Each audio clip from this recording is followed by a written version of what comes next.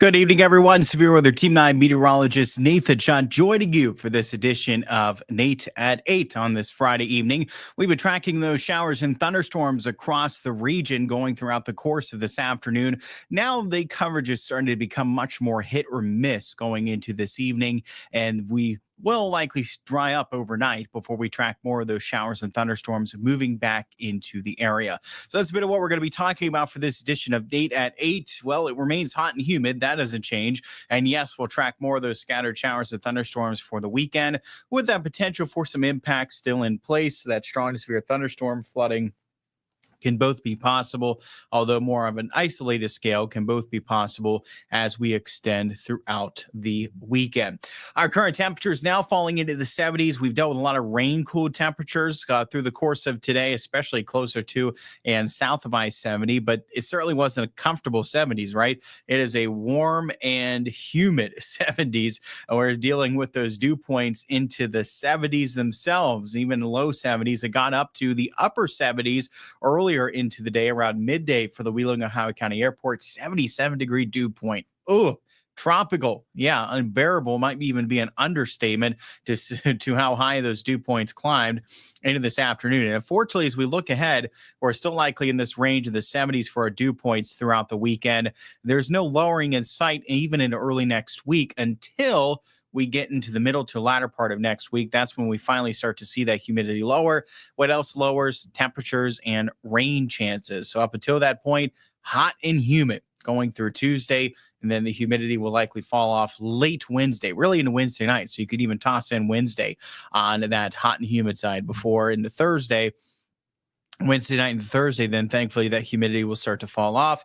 And we'll be back to a more comfortable stretch of weather with those cooler temperatures and lower rain chances in place into the following weekend.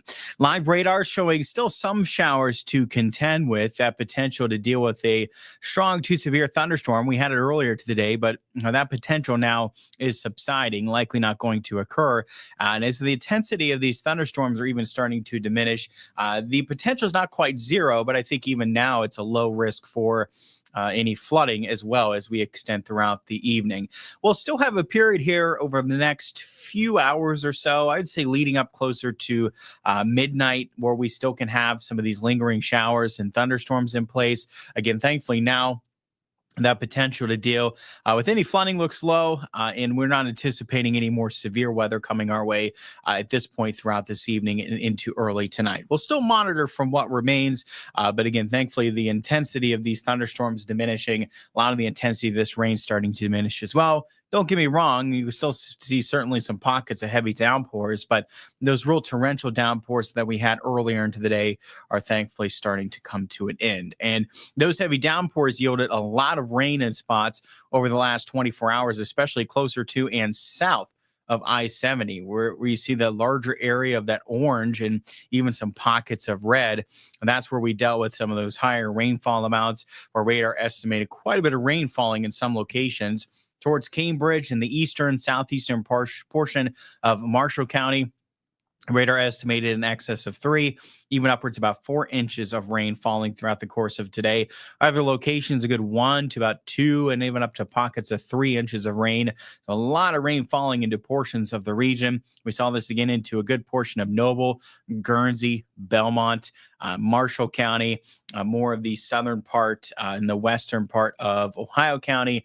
And then it was, it started to get more pockets, but still some pockets of 1-2 inches at least into portions there of Harrison, southern Jefferson, but certainly closer to and south of I-70, where we dealt with a lot of that precipitation. Not too much there towards Tyler County, southern Monroe. Obviously still getting some rain throughout the course of the day, but avoiding that really, really heavy rain into some portions of the region. So still stayed more scattered, right? Not all of us picking up, a lot of rain throughout the course of the day. It remained more scattered, but those that did saw quite a bit of that rainfall. And that just scattered nature of these showers and thunderstorms will likely continue as we do go into the weekend. So similar story with respect to today, right? That not all of us will likely see rain in the next couple of days, but we'll, just like today, deal with more showers and thunderstorms in the area over the next couple of days. Matter of being more hit or miss for this time of the year continuing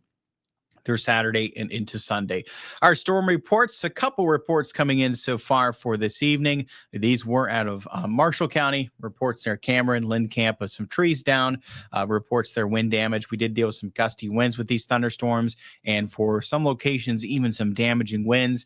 And that's the potential that we do run here again for tomorrow. I think less so Sunday, but again for tomorrow. Into the afternoon hours, that potential for a strong to severe thunderstorm where damaging winds would be the primary concern. When it comes to flood reports, I'm surprised we haven't seen more coming in so far, but none coming into eastern Ohio, the northern panhandle so far. That is just outside of Marshall County, where we did get reports of flooding coming in. Near Aleppo.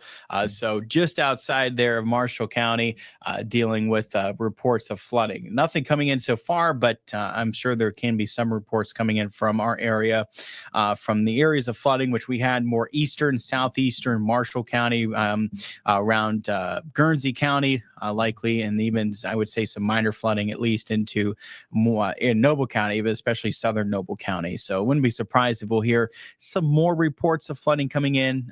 But that's what we have so far. That's been reported the National Weather Service for this evening. Before we jump ahead going into the weekend, let's catch up on comments. Thank you all so much for tuning into this edition of Nate at 8. Pam saying hi. Hello there, Pam. Thanks for tuning in. Austin, good evening. Today was another hot, miserable, muggy day. Yes, Austin, certainly was. Got to hear a bit of thunder. Was surprised how loud the thunder was. Thankfully, no lightning. That's good there, Austin. But yeah, certainly, dealing with a hot, humid day and a lot of fuel for those showers and thunderstorms, right? And certainly dealing with those torrential downpours, some frequent lightning, gusty winds. That's pretty common within thunderstorms that we'll see develop not only for today, but even going into the next couple of days.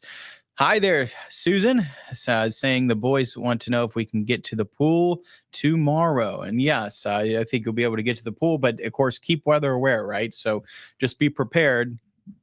Keep an eye on the sky. Be prepared for some changing weather conditions because, you may have to dodge at least a round of rain or two at the pool for tomorrow. But with that scattered nature of these showers and thunderstorms, I don't think it's anything to cancel plans over. It's just, something to keep in mind that you're going to want to keep an eye on the sky, right? Download the Sphere Weather Team 9 mobile app. Keep an eye on the radar. Also, will give you a heads up. The app will, for your location, to give you a heads up if rain's heading your way. Give a rough estimate of how long until it arrives, if lightning's detected near you. So it could be a handy tool in addition to, of course, our own eyes, right? Keeping an eye on the sky with those showers and thunderstorms redeveloping for tomorrow. But yes, outdoor plans are a go, but just keep in mind that potential there for showers and thunderstorms, especially tomorrow afternoon, and then again into Sunday. And we'll map out more of the timing here in the future cast in just a minute when we get through some comments. But yes, just one of the situations where you don't want to get caught out in these, right? You don't want to get caught out in these thunderstorms. But that being also said, I want to be able to seek shelter rather quickly, but I don't think it's anything to completely abandon any outdoor plans you may have throughout the weekend. Debbie says today was unbearable. That's a good word for it, right? Says certainly even too hot for the pool today, Debbie says, and certainly unbearably humid, and unfortunately a lot of the same as we go throughout the next several days until late next week. Renee, hello. Any rain tomorrow? And yes, we'll track some more showers and thunderstorms coming our way. More scattered, just like today, but we'll see more coming our way here throughout the course of the weekend. We'll jump into it in just a minute. Evening, Joe. Severe storm last night around 3:30 a.m. We saw lightning hit something really close to us. Oh, no, Joe. I hope everything was okay. I hope we stayed safe. It's always scary when that strikes real close. That's for sure. Joe says here in Bel Air. Hopefully everything was okay. That's very scary when that lightning strikes close, for sure. Hopefully we don't get a serious downpour to cause any serious flooding or mudslides. Hopefully not, Austin. Hopefully not. But we'll keep a close eye on things throughout the course of the weekend. But unfortunately, yes, that potential for flooding is there, unfortunately. Ian says, good evening. 76 right now in Maynard. Got 1.23 inches of rain between early morning and early afternoon. A lot of lightning with that storm, Joe is reporting. And thanks, Ian, there for the report. Morning storms woke me up around 3 a.m. to loud thunder. And I will say when after the 11 o'clock last night, heading out and heading home, Yeah, it definitely was a light show, that's for sure. So you can see that even from a distance, those storms moving into the area, and that's the thing with these storms. You do get that frequent lightning, so it can be quite a light show, not only for today, last night, but from what we do see continue here as we go through the course of the weekend. So that's a threat with any of these thunderstorms, just the frequent lightning and then some gusty winds, even if they are not damaging winds, just some gusty winds, and then in addition to that, those torrential downpours. So that's what's going to be common likely in all of these thunderstorms moving ahead going through the weekend. So let's jump into the timing, right? So as we look ahead early on tonight, notice still that lingering shower and thunderstorm continuing up to about midnight. And once we get past that mark, a lot of this will taper off going into tomorrow morning. And from there, it's maybe something more isolated to begin Saturday. Then notice the uptick in coverage of showers and thunderstorms by the afternoon. This is when we'll deal with more of those scattered showers and thunderstorms into the evening. Early tomorrow night, but just like tonight, a lot of this will likely taper off overnight into Sunday morning. Now, the changes can occur on Sunday with respect to the morning hours because we're not likely dealing with too much precipitation in the area tomorrow morning, but by Sunday morning, we certainly can deal with some scattered showers and even some thunderstorms in the mix for both the morning as well as the afternoon. This will carry over then by the evening hours, starts to become more isolated, and then likely tapering off altogether early Sunday night. And from there, we'll just watch for some areas of fog developing into Monday morning when we do get some clearing in our skies, and still setting up for likely a pretty warm, muggy start to Monday with some areas of fog developing for that morning commute. And from here, the chance of precipitation, it becomes lower, likely more of a isolated pop-up potential into the latter part of Monday as well as into the latter part of Tuesday. But before we even start to dive further into next week, again for this weekend, to recap, scattered showers and thunderstorms are likely both days. Again, for your Saturday, the emphasis will be in the afternoon and evening. For Sunday, that potential is there in the morning as well as the afternoon. In terms of impacts, a strong to severe thunderstorm is possible for Saturday. A localized flooding is possible for Saturday. Damaging winds would be the primary concern within any severe thunderstorm. For Sunday, less of a severe risk and more of just continuation of that localized flooding potential. The severe risk will thankfully be lowered Sunday, likely lowered Sunday due to the fact that we'll deal with, I think, more cloud cover and the fact that we're dealing with some rain in both the morning as well as the afternoon. That can lessen that severe risk Sunday, but with mainly dry first half of Saturday likely, that can then continue that severe risk leading into the afternoon with some mainly dry conditions for the first half of Saturday, and likely spotting a little more sunshine at that point with respect to what we're going to see on Sunday. High temperatures, similar with respect to today. Again, Saturday, I could see them trending a little cooler on Sunday. Of course, keep in mind, it's still just hot and humid. When you factor in the unbearably humid conditions with our temperatures in mid-upper 80s, it still feels like it's into the 90s, right? So it is still just feeling hot and humid as we go through the weekend. That does not change. And warm and muggy at night, tonight, tomorrow night, and even into Monday morning, just warm and muggy stretch of weather.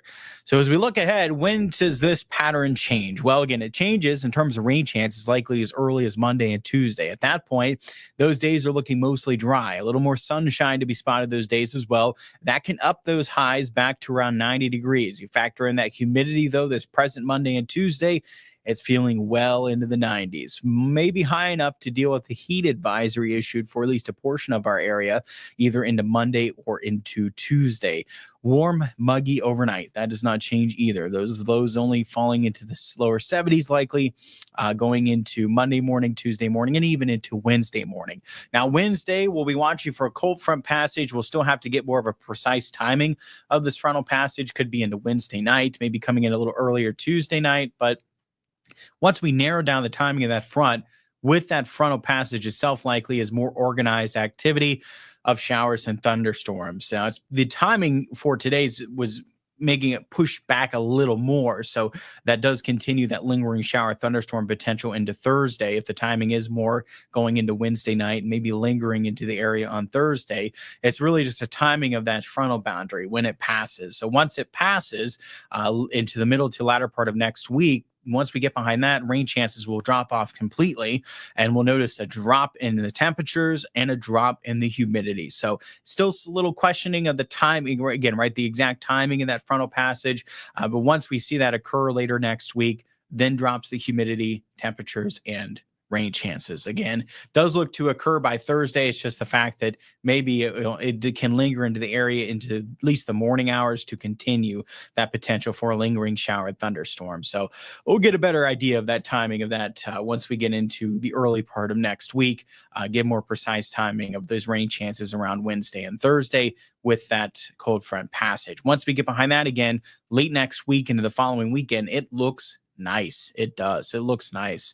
We'll deal with a lower humidity, lower temperatures, quite a bit of sunshine, no rain threat, just a beautiful, at least couple days. I think we could string together a few days, some beautiful conditions late next week going into that following weekend. And certainly will be nice to get a break from this hot and humid stretch of weather that will be in place going here over the next several days before we can get that relief late next week. Austin's asking, excited for football season? Yes, I am, Austin. Certainly excited for football season, for the fall weather. I think excited for fall in general. Yes, I'm definitely getting there. And it's hard to believe that we are what? I mean, we're looking at right around a month at this point. I believe right around a month that we're starting to see football really kick off. High school football season and football in general start to kick off. And yeah, it's certainly exciting that and it's coming up. It's coming up quick. And I'm sure it's cliche, but it'll be here before we know it, right? I'm sure it will. I feel like that June and July has been going pretty quick, but we've certainly been feeling it though. That's for sure. We've been feeling the summer months here as of recent with this hot and humid weather that we've had in place since the end of June, now continuing into much of July. A little relief early this week, but just going back to what we just had for about a month straight here for this stretch going into early next week. And this will still go down as a historic stretch of humid weather for us here into the Ohio Valley. It's been reflected in these warm overnight lows. And we'll see how many lows we could string together here of 70 plus. We could be looking at one of the longest stretches of these lows into the 70s on record for the Wheeling area. Just another testament to what has been, again, a quite historic stretch of humid weather. And again, keep in mind this time of the year, the warm overnight lows, the high humidity, it often coincides because what happens this time of the year is that dew point can be the limiting factor to how much we cool. So when dew points remain in the 70s, lows remain in the 70s as well. And as that occurs, then you can start to see some fog develop into the following morning. And we can see that at times, especially I think the next good chance we'll deal with that, I think, is into Monday morning, where we could deal with more areas of fog, some of which can be dense into Monday morning's commute. Tracy joining us from Mingo Junction. Thank you for joining us, Tracy, to this edition of Nate at 8. So to recap one more time here for this edition of Nate at 8, again, for this weekend, we'll see more of those showers and thunderstorms. They're scattered in variety, but they're present. Again, for your Saturday, it's primarily into the afternoon and evening hours, then into Sunday. That potential is there into the morning as well as into the afternoon. By Monday into Tuesday, then, it's more of that pop-up variety that we can see into the afternoon and evening hours. I think most of us are staying dry going into that stretch there of a couple of days. Again, not a whole lot of precipitation likely, but Wednesday into Thursday, that's just a timing of a cold front passage. As we narrow down the timing of that frontal passage, getting a better idea on rain chances around that. But when we do see that frontal passage, likely get more organized showers and thunderstorms with that around the middle of next week. In terms of impacts for this weekend coming up, Saturday, watch that strong to severe thunderstorm that is capable of producing damaging winds. Then we have that potential Saturday afternoon and evening, also the potential for localized flooding. So similar to today, right? We saw both come to fruition, unfortunately, and we carry over that same potential into Saturday. Now, Sunday, when we're dealing, I think, with some rain in the morning as well as the afternoon, I think Sunday, the severe risk can lower some, and it'll be more of that localized flooding potential that can carry over into the second half of the weekend. The one constant variable from the weekend into early next week, it's hot and humid. Yeah, that doesn't change at all. But by late next week is when we'll notice it turns more pleasant with those highs back to near 80. And look at those overnight lows. They'll drop back closer to that 60-degree mark. And that is always good evidence then that we are dealing with that lower humidity in place back near 60. And I think quite possibly even into the 50s. For an overnight low during that stretch. So yes, good evidence that there's that drop in humidity. We don't have to wait a month this time. We only have to wait for a total, if we include the past couple of days, only a total of about a week. So yes, certainly nice that we don't have to wait a whole month this time before we get a return of a more cool, comfortable stretch of at least a couple mornings there going into the start of August. I appreciate everyone for tuning into this edition of Nate at 8 on this Friday evening. Hope everyone had a wonderful week. Hope you have a great weekend. Stay tuned coming up tomorrow with Emma Keegan for the latest on those strong to severe thunderstorms. I'll be back in then Sunday as we'll map out what remains for the showers and thunderstorms this weekend. You can catch me, of course, as always, coming up News 9 at 10 on Fox 9, News 9 tonight at 11. And for that next edition of Nate at 8, which will occur Sunday and then going into Monday as well. So until then, have a great weekend. I'll see you on the next edition of Nate at 8.